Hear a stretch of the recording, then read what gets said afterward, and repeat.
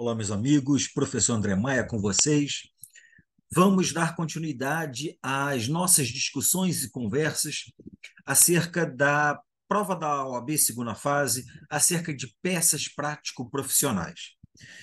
Em um outro momento, nós vimos, em um outro vídeo, né, vimos um pequeno paralelo entre a ação civil pública e a ação popular.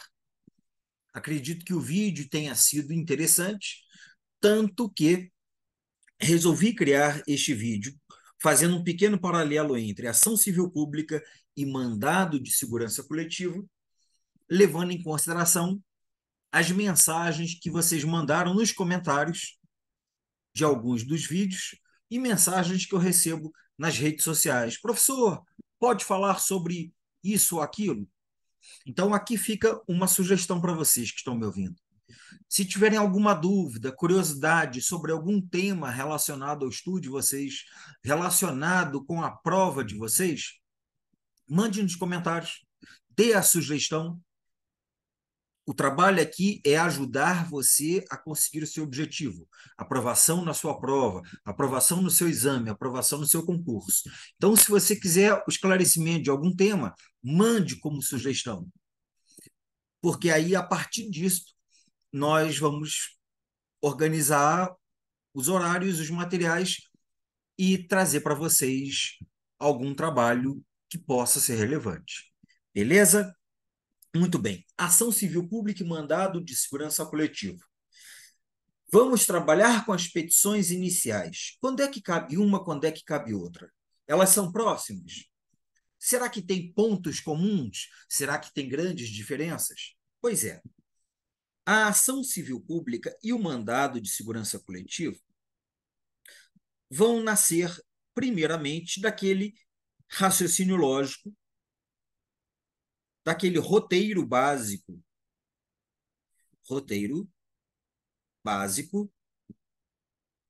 de identificação de peças, roteiro básico de identificação de peças. E este roteiro básico, eu insisto nele, porque ele ajuda muito, muito, muito. Identificação de peças. Bom, o que a gente conversa acerca desse roteiro básico? Você lê o enunciado, a primeira coisa que você vai procurar no enunciado, quem é o seu cliente.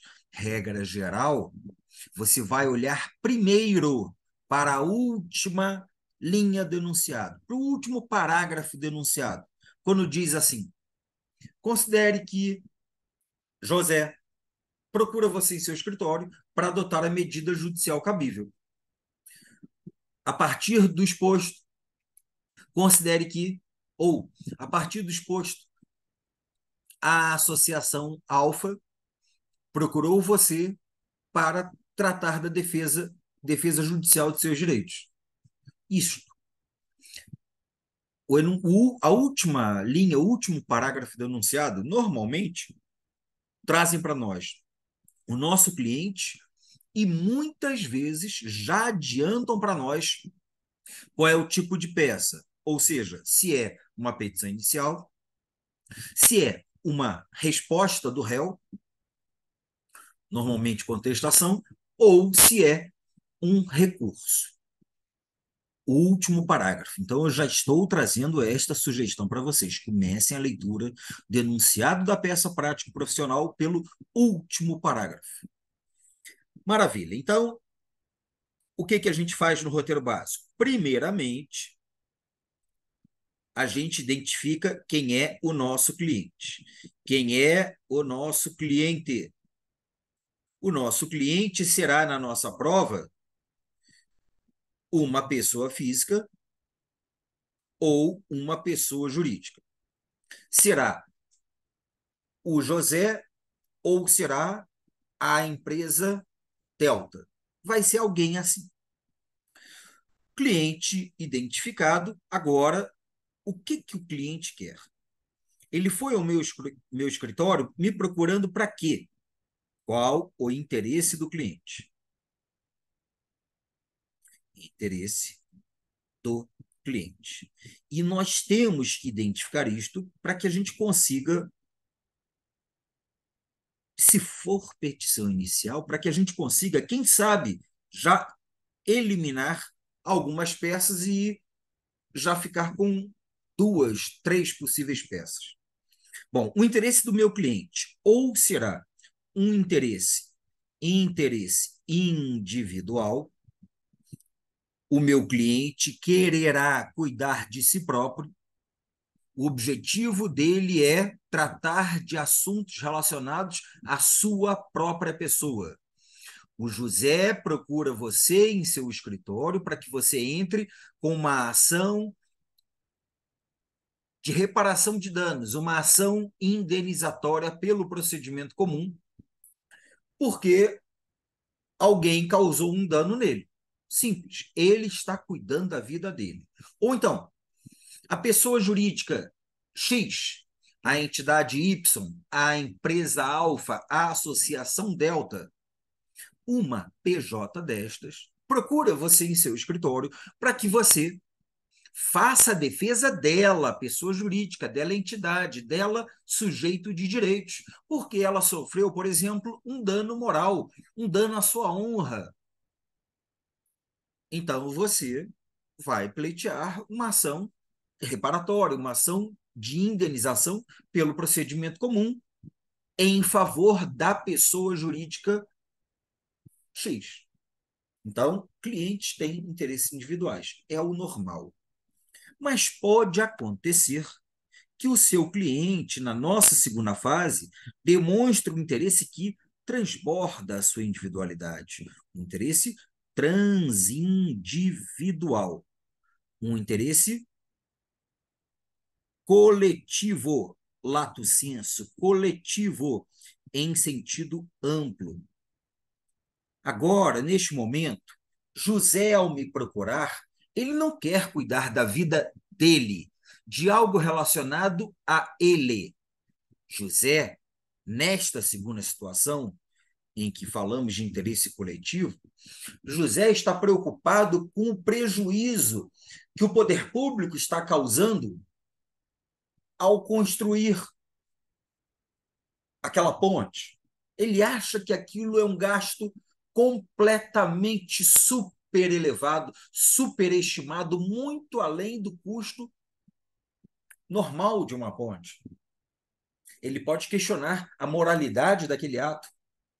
Ele pode questionar a lesão que está sendo causada ao patrimônio público. Então, o interesse do José, meu cliente, não é cuidar de sua própria pessoa, e sim cuidar de algo que afeta a coletividade. Da mesma maneira que José pode me procurar para tratar de um interesse coletivo, pode também uma pessoa jurídica, uma entidade, me procurar para tratar de um interesse coletivo. Pode muito bem uma associação, uma entidade de classe, pode muito bem uma dessas figuras me procurar e dizer: olha só, está vendo aquela empresa ali?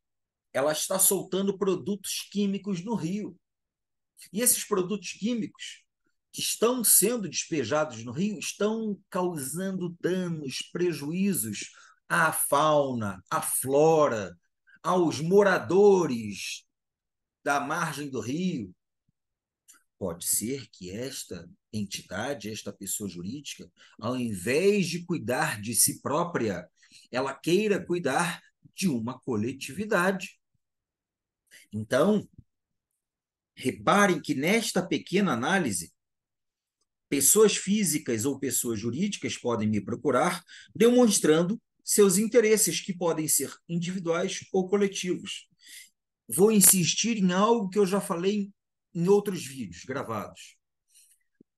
Pessoas físicas têm interesses individuais e também têm interesses coletivos. Pessoas jurídicas têm interesses individuais e têm interesses coletivos. A gente tem que saber visualizar as situações, porque todas elas existem e estão presentes no nosso dia a dia. Bom, resolvida esta primeira análise, agora O meu cliente, quando me procura, ele vai mostrar para mim, o caro advogado, o que aconteceu comigo faz com que eu queira entrar com uma ação contra alguém. Eu queira processar alguém. Então, este é o momento em que vamos analisar se há ou não algum processo em andamento. Porque se não houver processo em andamento, se não houver processo em andamento, estaremos diante do início de uma relação processual, do início de uma relação jurídico-processual. Se não houver processo em andamento, estaremos na situação que vai nos interessar neste vídeo, que é o ajuizamento de uma petição inicial. Agora, de forma diversa, pode ser que a história venha e conte que já foi ajuizada uma ação, esta ação está em andamento, e pode contar que houve a citação, já houve produção de provas, ou que foi proferida uma decisão, enfim. Pode ser que já haja o processo em andamento. Se já houver processo em andamento, outros dois caminhos serão adotados, conforme nós já sabemos.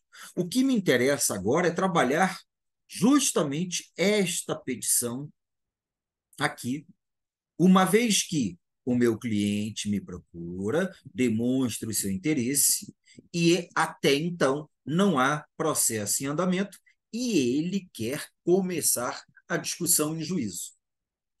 Vamos trabalhar uma petição inicial.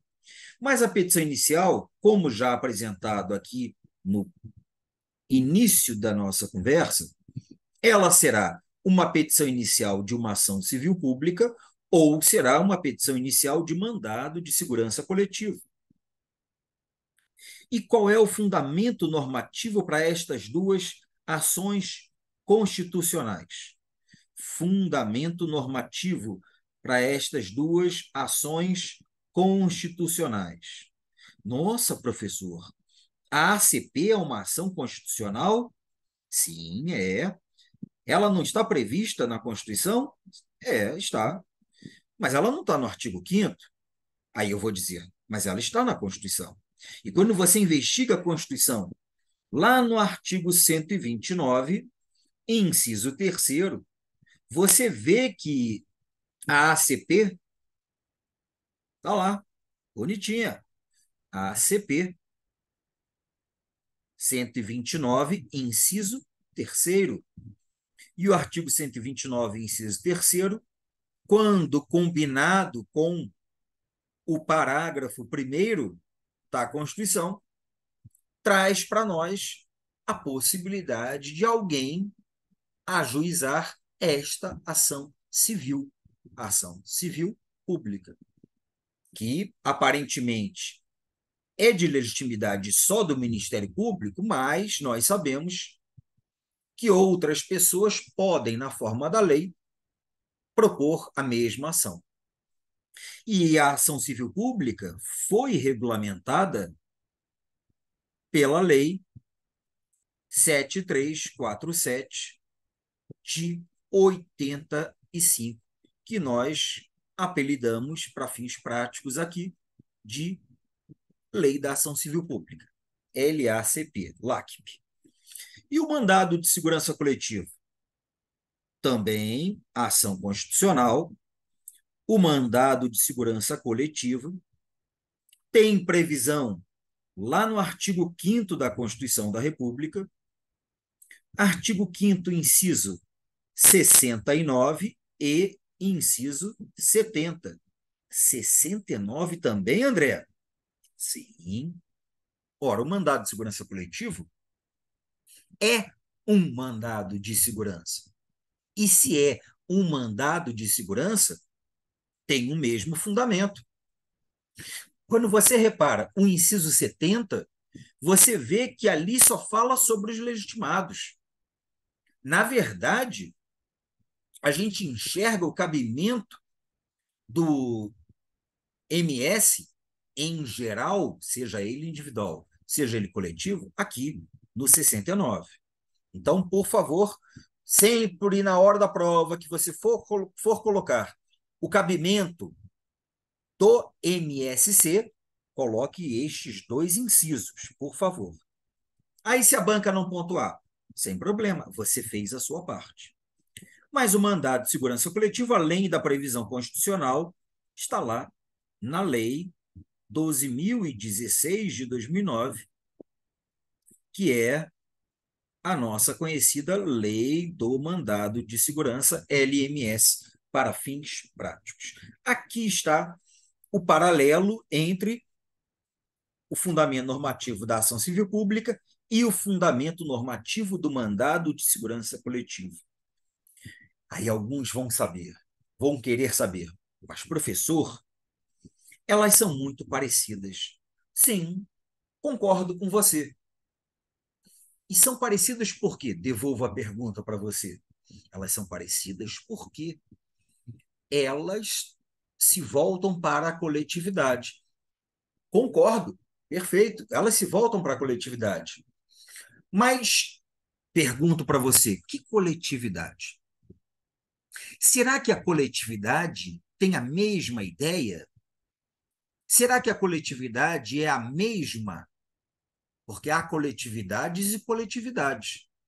E este detalhe faz com que as nossas duas ações tenham o eixo central separado. A ação civil pública, já adianto para vocês, ela se volta para uma coletividade mais ampla. Já o mandado de segurança coletiva, ele vai se voltar para uma coletividade mais delimitada.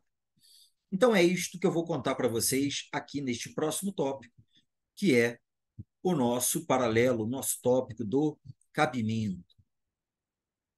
Quando é cabível a ação civil pública?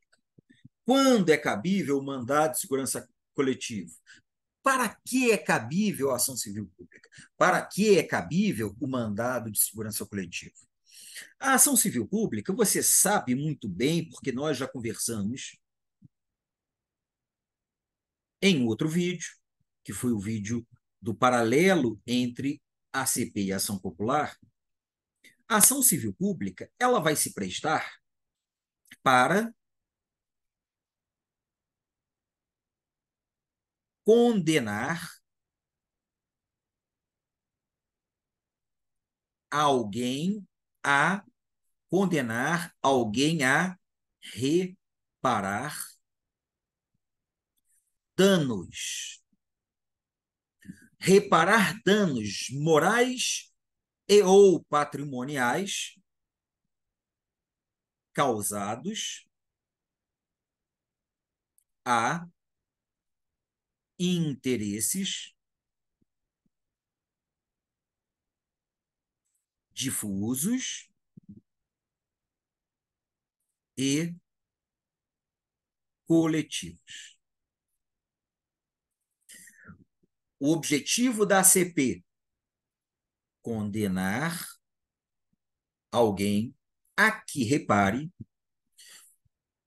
Se eu condeno alguém a que repare, significa, juiz, eu quero que você responsabilize aquela figura e condene que ela repare os prejuízos, os danos causados à ordem econômica, ao consumidor, ao meio ambiente, a grupos étnicos, raciais, religiosos, à ordem urbanística, ao patrimônio público, histórico, cultural, artístico, paisagístico, enfim, há diversos interesses difusos coletivos. Esta informação que eu estou trazendo para você é uma informação que eu consigo retirar do artigo 129, inciso 3º, que diz que a ação civil pública é para proteger interesses difusos e coletivos, bem como eu também consigo tirar esta informação do artigo 1º, e vou incluir aqui o artigo 3º da Lei da Ação Civil Pública, da LACP. Por que artigos 1º e 3º? Quando você lê o artigo 1º da Lei da Ação Civil Pública, você vai ver lá que esta ação, sem prejuízo da ação popular, tem por objetivo responsabilizar por prejuízos causados, e aí vem uma série de incisos. Lendo o inciso 4º do artigo 1º, você vê há outros interesses difusos e coletivos, batendo exatamente com esta informação aqui. Então, de forma resumida, condensada, a ACP tem por objetivo tutelar, proteger bens, interesses, direitos difusos e coletivos. Qual é a diferença entre eles? Para nossa prova, não tem este tipo de questionamento. Isso é um questionamento apropriado lá para o estudo próprio, ajustado do direito do consumidor, porque é lá no direito do consumidor que fazem esse tipo de indagação. Aqui, para nós, a nossa banca simplesmente generaliza interesse difuso ou coletivo, não se preocupando precisamente quando é um, quando é outro. Então, a ação civil pública é um instrumento para isso. Até porque também vamos levar em consideração que, na prática, as ações civis públicas que a gente vê sendo ajuizadas por aí. E, ao repararmos os julgados, especialmente os julgados do STJ, a ação civil pública é para tutelar todas as 3 espécies de interesses transindividuais: difuso, coletivo e individual homogêneo. Então, a diferença entre difuso e coletivo, especificamente, não tem relevância para nós. Então, a ação civil pública é para isto. E por que o artigo 3º? Porque o artigo 3º vai dizer que quando aquela pessoa que causou dano for condenada, aquela pessoa vai ser condenada ao pagamento em dinheiro, isto é, pague pelo prejuízo que você causou, ou então ela será condenada na obrigação de fazer, isto é, conserte aquilo que você estragou, ou então na obrigação de não fazer, no sentido de pare de continuar causando os prejuízos, os danos. Então, condenar ao pagamento em dinheiro, na obrigação de fazer e na obrigação de não fazer. Repare o dano, seja pagando pelo prejuízo, seja consertando o estragado, seja parando de continuar causando prejuízo. Isto é a ação civil pública. Para isto que ela cabe. Quando a gente lê interesses difusos e coletivos, por exemplo, lá, tirando do artigo 1º da Lei da Ação Civil Pública, dano, prejuízo causado ao meio ambiente, ao patrimônio público, à ordem urbanística. Você consegue definir com clareza quem é o destinatário desta tutela? Qual é a coletividade considerada? Não. Não e não. Então, vamos entender que a ACP ela se volta para a proteção de interesses difusos e coletivos de uma coletividade em aberto. Nós não temos, nos termos da lei, uma pré-definição de quem seja o destinatário do ato. Pré-definição. Fica em aberto. Consumidores. Quem são os consumidores? Quantos são os consumidores? Consumidores de onde? Meio ambiente. Quem é que está sujeito àquele meio ambiente? Ordem econômica. Patrimônio público. Então, repare que a proteção do dano ela é muito em aberto. Raciocínio diferente a gente vê no mandado de segurança coletivo. Reparem comigo que o mandado de segurança coletivo, como todo e qualquer bom mandado de segurança, tem por objetivo proteger direito líquido e certo, naturalmente, direito líquido e certo, não amparado, não protegido pelos habeas. Direito líquido e certo, não amparado por habeas corpus ou habeas data. Direito líquido e certo, prestem atenção agora. 2. Direitos líquidos e certos. 2. Membros. 2. Associados. 2. Filiados. 2. Integrantes. Membros associados ou filiados de quem? Da pessoa jurídica, de uma entidade. Proteger direitos líquidos e certos de leis. Não é proteger direito líquido e certo da pessoa jurídica. Olha a diferença. A pessoa jurídica, quando impetra o mandado de segurança individual, ela impetra o mandado de segurança para cuidar de si própria, enquanto titular do direito, enquanto sujeito de direito na ordem jurídica. Já no mandado de segurança coletivo, a pessoa jurídica vai tutelar os direitos líquidos e certos de seus membros, de seus associados, de seus filiados. Não dela enquanto entidade, e sim daqueles que estão ligados a ela. Então, temos que separar com toda a clareza do mundo este raciocínio. Pessoa jurídica pode impetrar mandado de segurança individual. Pessoa jurídica pode impetrar mandado de segurança coletivo. O que muda? O destinatário desta proteção. No mandado de segurança individual, a PJ, a entidade, cuida de si própria. No mandado de segurança coletivo, a PJ cuida dos seus filiados, dos seus associados, dos seus protegidos, daquele grupo, daquela coletividade mais delimitada.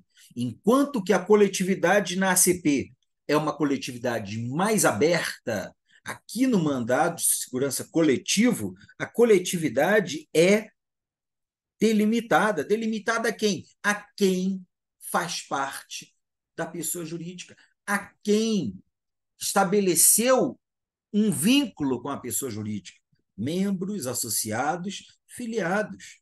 Porque se você não for membro, se você não for associado, se você não for filiado, você não está sujeito ao mandado de segurança coletivo a ser impetrado por aquela associação, por exemplo. Então, guarde bem esta ideia da amplitude desta coletividade na diferença entre as duas ações constitucionais aqui de caráter coletivo.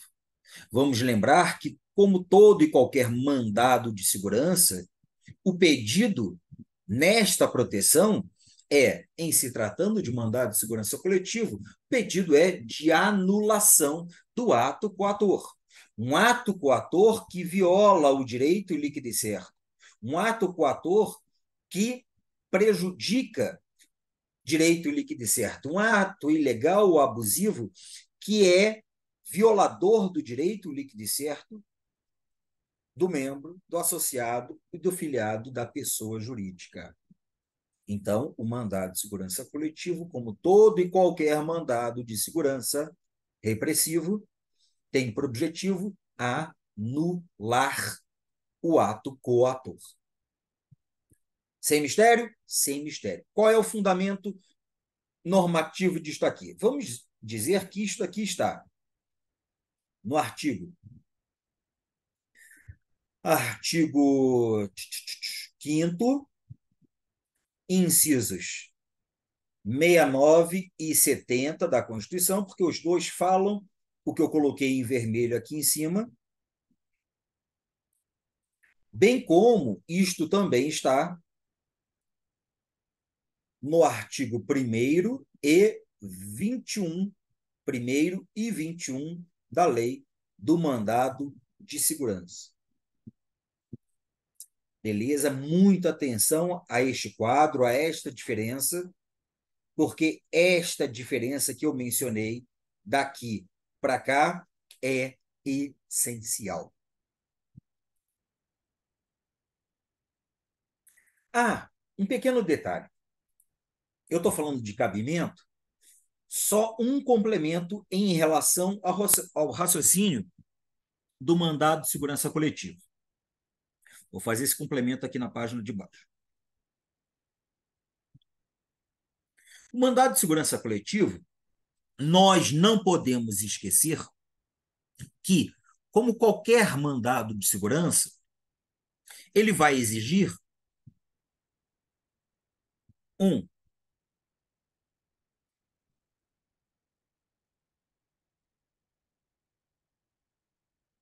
prova documental pré-constituída.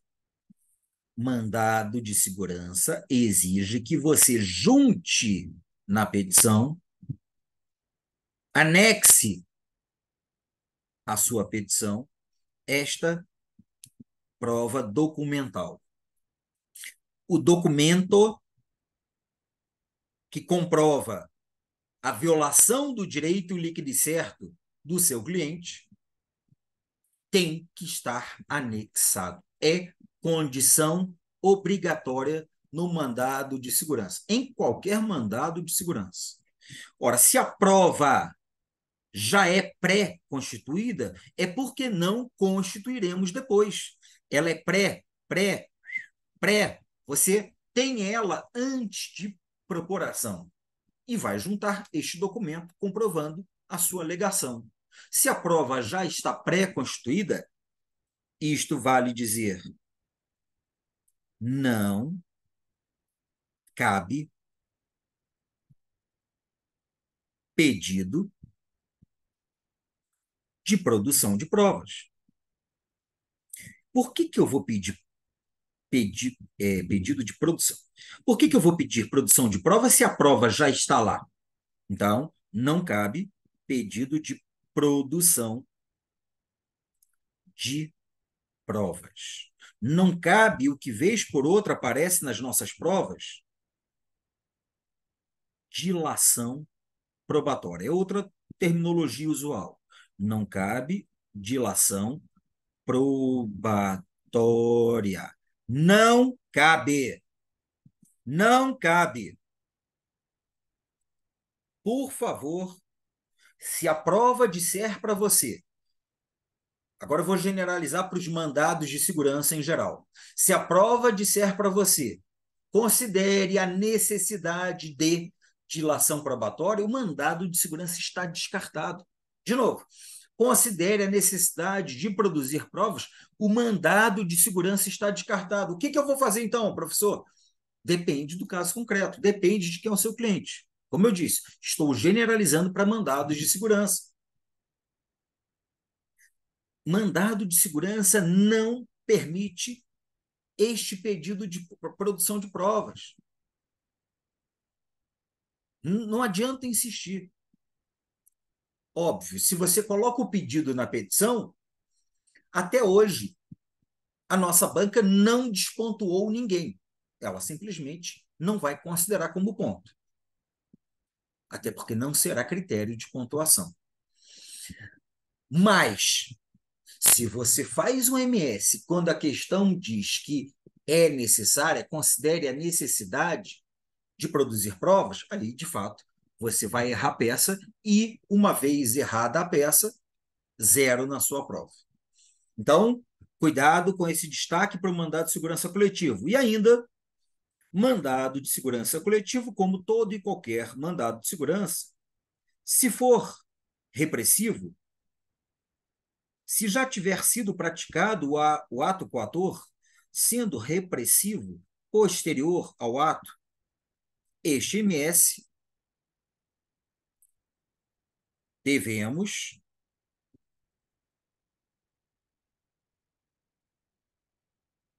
considerar, devemos considerar que a impetração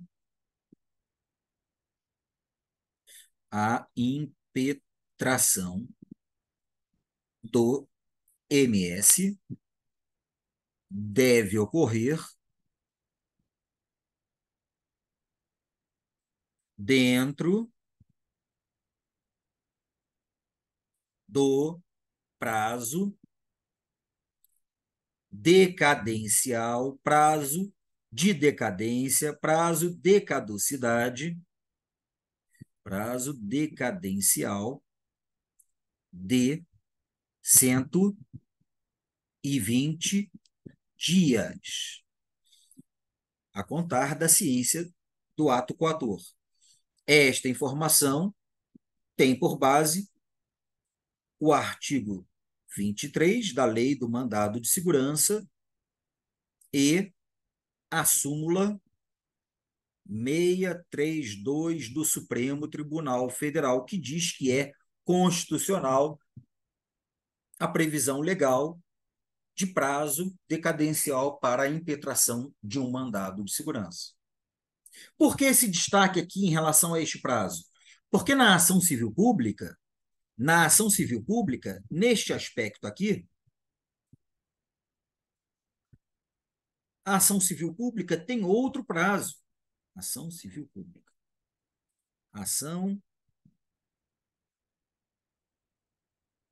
Ação civil pública, ela deve ser ajuizada, proposta, deve ser ajuizada dentro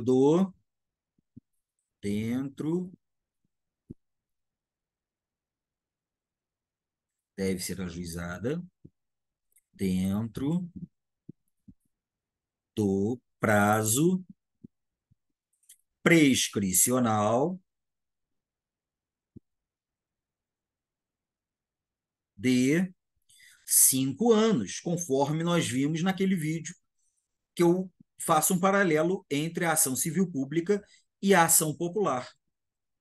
Deve ser ajuizada dentro do prazo prescricional de 5 anos, conforme o artigo 21 da Lei da Ação Popular, que é a Lei 4717 de 65, e entendimento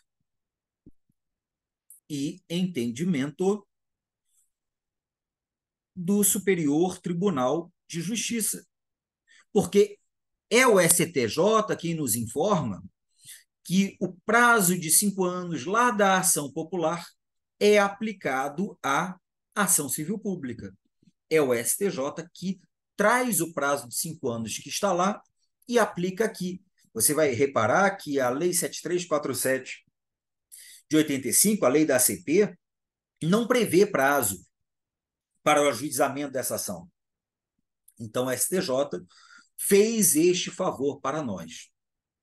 Disse que o prazo prescricional para a propositura de uma ACP é o mesmo prazo previsto no artigo 21 da Lei 4717 de 65, Lei da Ação Popular. Até aqui, meus amigos, conseguiram acompanhar o raciocínio?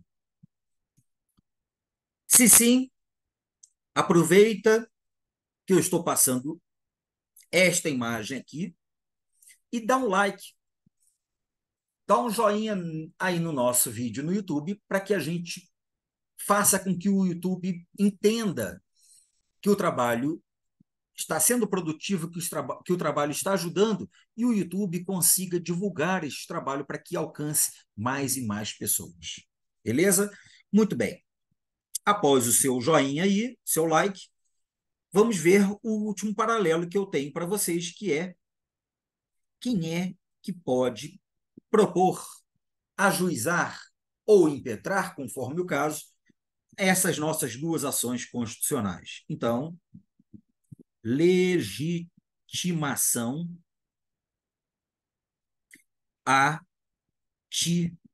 Vá.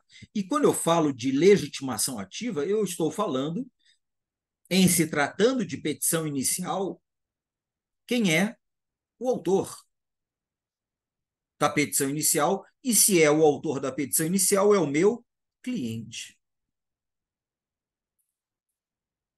Quem é o autor? Quem é o cliente? Quem é que pode ajuizar esta ação civil pública ou esta ação mandado de segurança coletiva? No caso da ação civil pública, no caso da ação civil pública, os possíveis autores, os legitimados ativos, estão no artigo 5º da lei. No artigo 5º da lei da ação civil pública. E quando você passeia pelo artigo 5º, você aí com o seu vade-mecum, você vai ver lá que nós temos o Ministério Público, a Defensoria Pública, as entidades da administração pública direta, ou seja, União, Estado, DF, município, as entidades da administração pública indireta, autarquia, fundação pública, empresa pública ou sociedade de economia mista.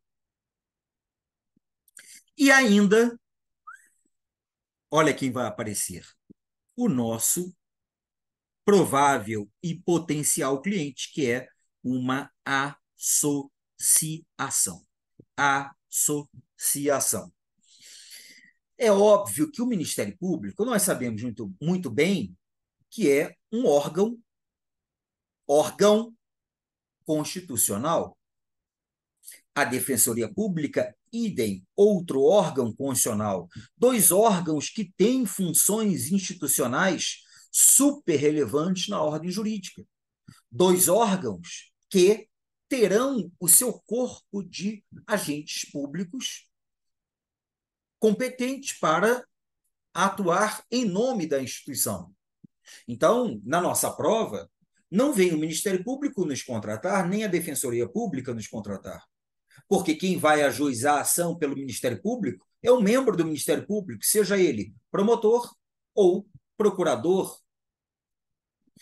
Quem vai ajuizar a CP pela Defensoria Pública é o defensor público, não vem a Defensoria me contratar.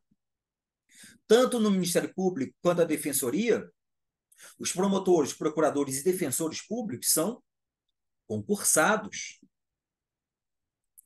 Então, eles estão fora do nosso raciocínio. Pode ser que uma entidade da administração pública direta, União, Estado, DF ou município, pode ser que um deles venha nos procurar, nos contrate para ajuizar a CP? Poder pode, especialmente em se tratando de município. Porque a União, Estado e DF têm o seu corpo constitucional de procuradores já anunciado. União, pela Advocacia Geral da União.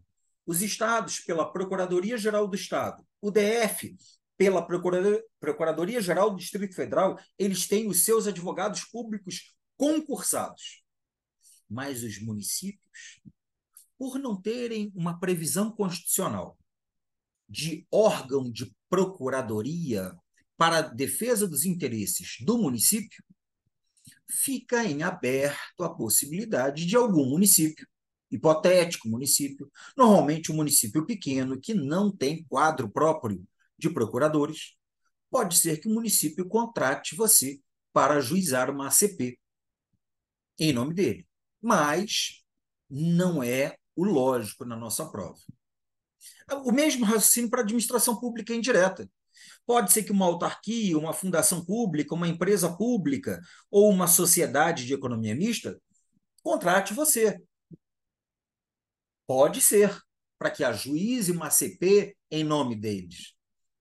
Mas não é o esperado, o lógico. Pode ser? Pode.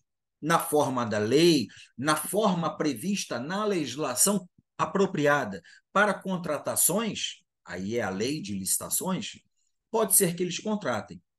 Mas o que deve acontecer na sua prova, como o que já aconteceu na sua prova, é que o seu cliente seja, de fato, esta figura aqui, a associação.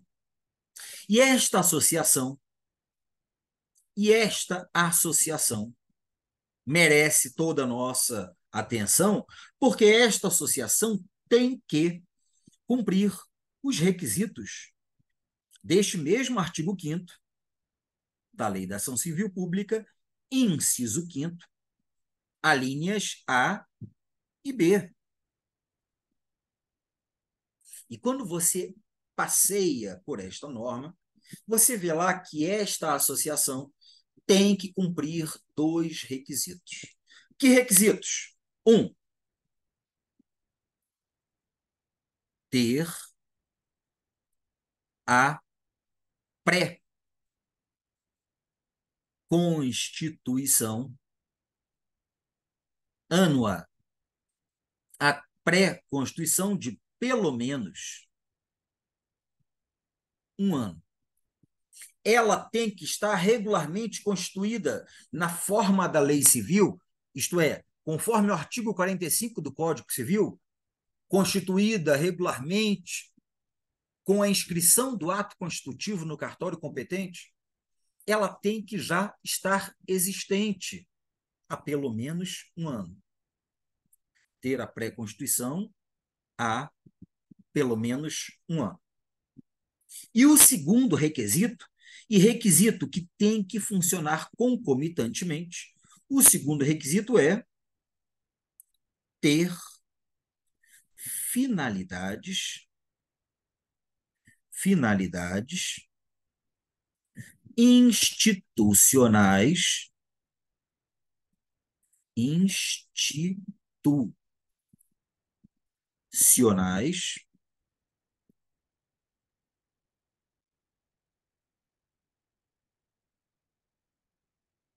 conforme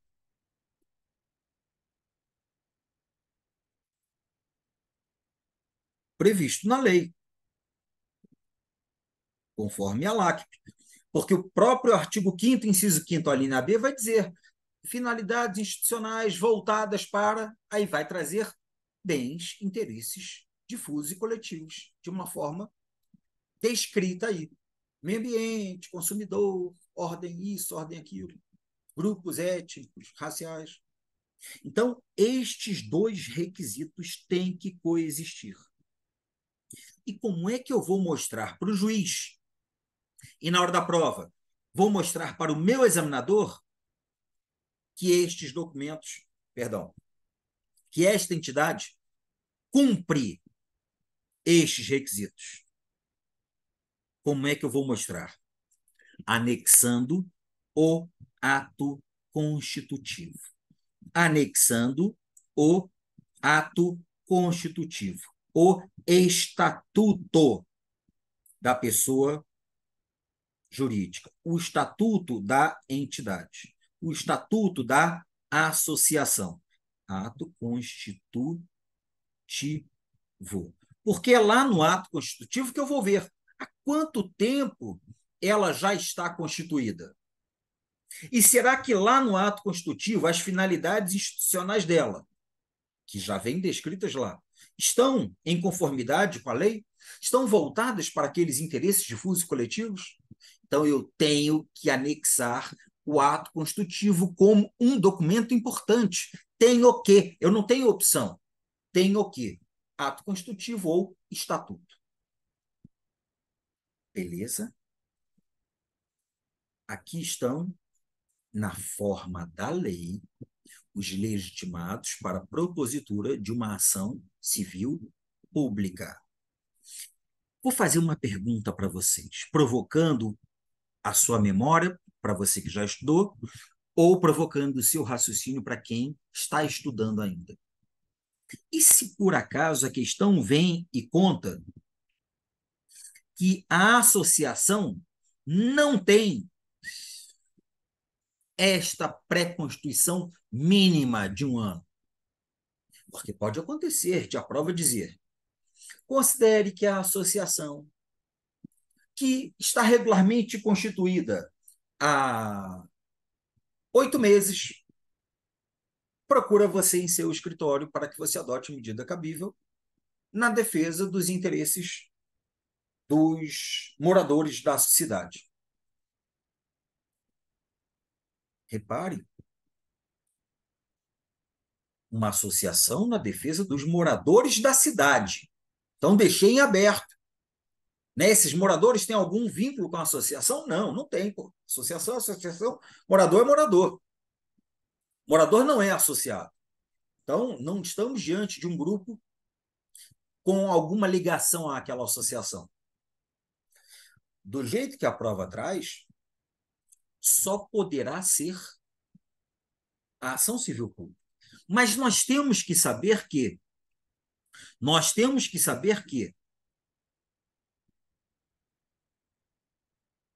na forma do artigo 5º, parágrafo 4º da LACP, da Lei da Ação Civil Pública, o magistrado, o juiz, pode, pode, pode dispensar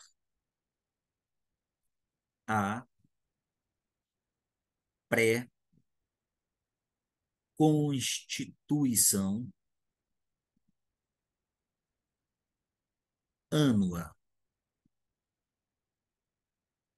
Ele pode dispensar, a depender da dimensão do dano, da relevância, do impacto social. Porque imagina, o juiz recebe uma petição de ação civil pública, vê que o autor é uma associação, beleza, tem os requisitos, quando vê, ela está existente há 9 meses. Mas ela está questionando um prejuízo que está sendo causado no rio, que margeia a cidade, e está causando um estrago florestal, ambiental gigante. Será que o juiz, não vou dar continuidade à estação porque a parte não cumpriu formalmente? Ora, se o juiz não der andamento a esta petição inicial, não haverá provocação do Estado juiz, uma vez que ele só atua se provocado. Se a petição inicial for indeferida, acabou a ação. E aí? Então, o juiz pode dispensar a depender da relevância, da dimensão do dano. E aí, ele vai dar prosseguimento à ação, mesmo com o autor descumprindo um requisito legal. Aí, na hora da prova, você tem que mencionar isto aqui. É óbvio que você vai mencionar isto aqui. Se o seu cliente não tem o exigido por lei e você tem um artigo que faz com que o seu cliente, mesmo não tendo o requisito legal, você ainda assim pode provocar o Poder Judiciário, você tem que mencionar isto na sua prova como um requerimento. Você vai mencionar na parte do cabimento, lá quando tratar de legitimidade ativa, e depois lá no requerimento final que o juiz dispense de novo a pré-constituição ânua do autor. Coloque: o que não abunda não prejudica. Então, coloca no cabimento, se quiser colocar nos fatos, se quiser colocar no direito e ainda nos pedidos e requerimentos finais, ótimo. O examinador vai achar a afirmação importante e vai te pontuar. E em relação ao mandado de segurança coletiva, como é que fica a legitimação ativa para impetração do MS? MSC. Bom, mandado de segurança coletivo, de acordo com a nossa legislação, de acordo com, tá, na cor da, de acordo com o artigo 5º, inciso 70, agora eu coloquei só o 70 porque eu estou falando só dos legitimados, 5º e 70 da Constituição, e artigo 21 da Lei do Mandado de Segurança, o mandado de segurança coletivo pode ser impetrado por partido político com representação no Congresso Nacional, por organização sindical, um sindicato, por entidade de classe ou por o nosso provável cliente, uma associação. Por que a associação é o nosso provável cliente? Primeiro, porque temos associação na ACP também. E o examinador vai querer que você se confunda. Na verdade, né, não vamos fazer este mau juízo do examinador. Ele vai querer que você demonstre conhecimento. A associação é o nosso provável cliente. E mais, esta associação, na forma da Constituição e da lei, também tem que ter a pré-constituição ânua.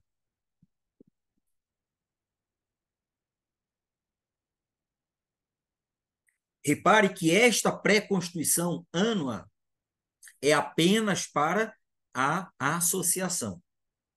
O Supremo Tribunal Federal já falou que é só para ela esta exigência, não havendo exigência para os demais. Ótimo, aqui estão os legitimados ativos. Algum mistério em relação a isto?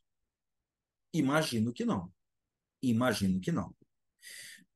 Para a gente completar o nosso raciocínio, mandado de segurança coletivo, esta associação, ou qualquer um deles, ao impetrar o MS, eu estou falando desta associação por ser o provável cliente, sem prejuízo de ser um dos outros, porque são todos pessoas jurídicas, entidades. Eles, ao impetrarem o MSC, eles, súmulas 629 e 630, ambas do Supremo Tribunal Federal. Eles precisam defender toda a categoria, todos os seus membros associados ou filiados, ou pode ser apenas parte? Primeiro questionamento que a gente encontra nessas súmulas. E a própria lei do MS vem e também trata disso. Só que na hora da prova a gente vai mencionar as súmulas do Supremo. De acordo com o Supremo Tribunal Federal, o interesse no mandado de segurança coletivo pode ser apenas para parte da categoria. Não tem que ser necessariamente para todos os seus membros, para a totalidade da categoria. E mais, para que eles façam a impetração do mandado de segurança coletivo, é necessário que os membros associados ou filiados, ou seja, aquele grupo ali delimitado, aquela coletividade considerada, será que tem que ter anuência expressa deles? Autorização expressa? Eu autorizo a entidade de classe a impetrar o mandado de segurança em meu nome. Aí vem a lista dos que estão autorizando? Não. O Supremo Tribunal Federal disse que isto não é necessário. Por quê? Porque esta autorização já fica previamente dada quando eu vou lá e me associo, me filio. Eu me torno membro de uma destas pessoas jurídicas. Mandado de segurança coletivo. Em relação à legitimidade, aqui estão as informações essenciais. É óbvio, né? Se eu tenho uma pré-constituição exigida pela legislação, eu tenho que anexar este documento. Sempre. Se eu tenho mandado de segurança, tem prova documental pré-constituída, tem prazo, aquilo tudo que já foi falado. E eu quero encerrar esta nossa conversa este nosso pequeno paralelo. Aqui dentro da legitimação ativa, colocando um tópico, eu vou mudar a cor, colocando um tópico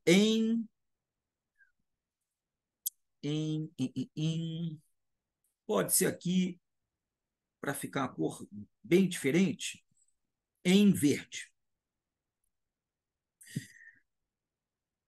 Nós estamos fazendo o exame da OAB.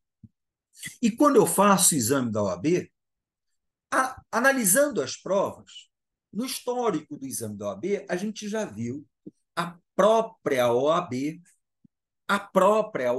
seja por seu Conselho Federal, seja pelo seu Conselho Seccional, a própria OAB ajuizando a ação civil pública, impetrando mandado de segurança coletivo.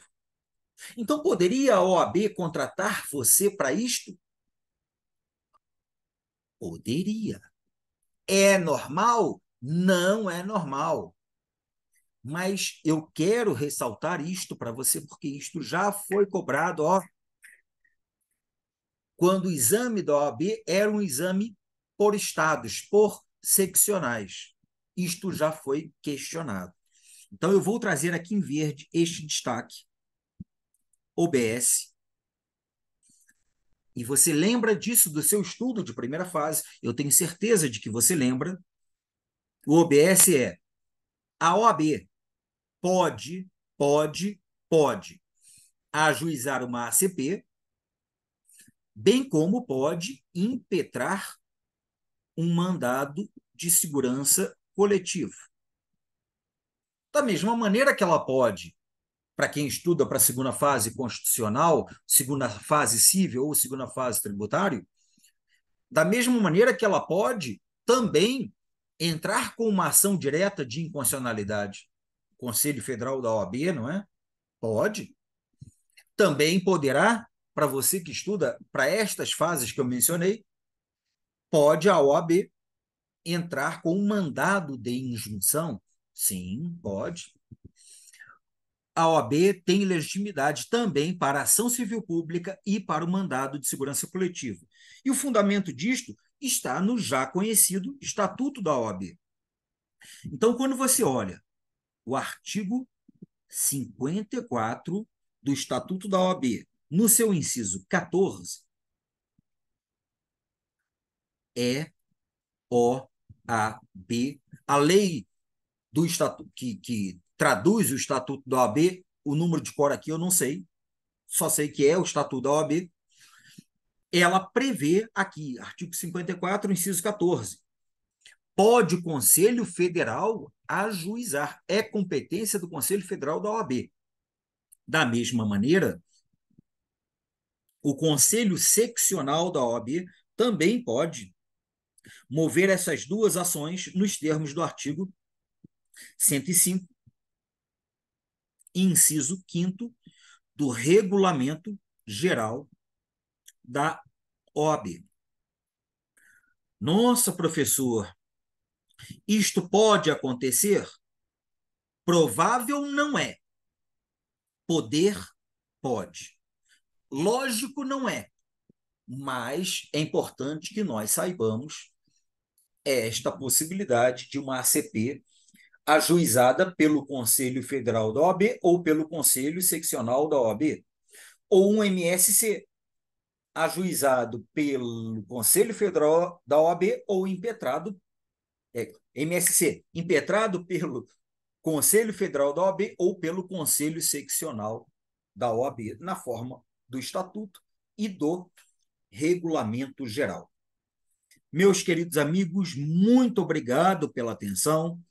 Espero aqui ter esclarecido algumas informações relevantes, ter tirado algumas dúvidas de vocês e sempre deixando aberta a possibilidade de vocês nos comentários trazerem novas dúvidas, darem sugestões para que a gente produza novos e novos vídeos. Beleza, meus amigos? Muito obrigado pela atenção. Até o nosso próximo vídeo com outro tema relevante para nossos estudos.